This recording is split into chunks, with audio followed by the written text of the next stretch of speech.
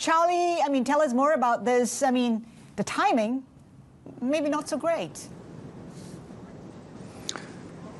Yes, you're right. The timing is a bit tricky because the Credit Suisse crisis, just happened a few weeks ago, and during the crisis, if you remember, the AT1 bonds issued by the bank has completely been wiped out.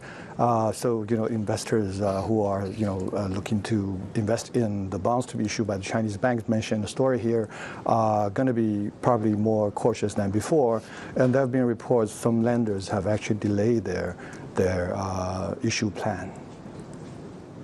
And the economic outlook, for China is another challenge because Chinese banks are ordered by the central government to increase their lending in order to help jumpstart the economy. And if they keep doing that, there's a risk, for further growth in their risk-weighted assets and also non-performing loans.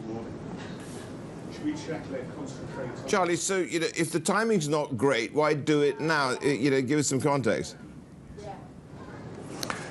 Because, as Hasnina just mentioned, they are required to meet the global capital adequacy ratio by 2025.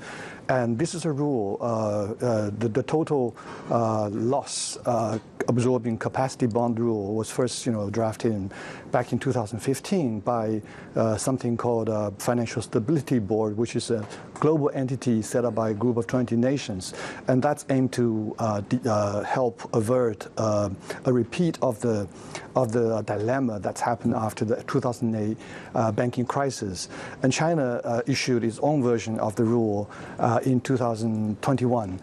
Since then, the Chinese banks have been, rushing to issue the bonds, mostly so-called additional capital, Tier 1, Tier 2 capital bonds. The difference of the bonds the four banks are planning to issue by the end of June, we're hearing, lies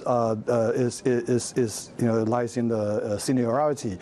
So that means the holders of the bonds, in the event of a bank failure, may absorb losses after the other types of instruments.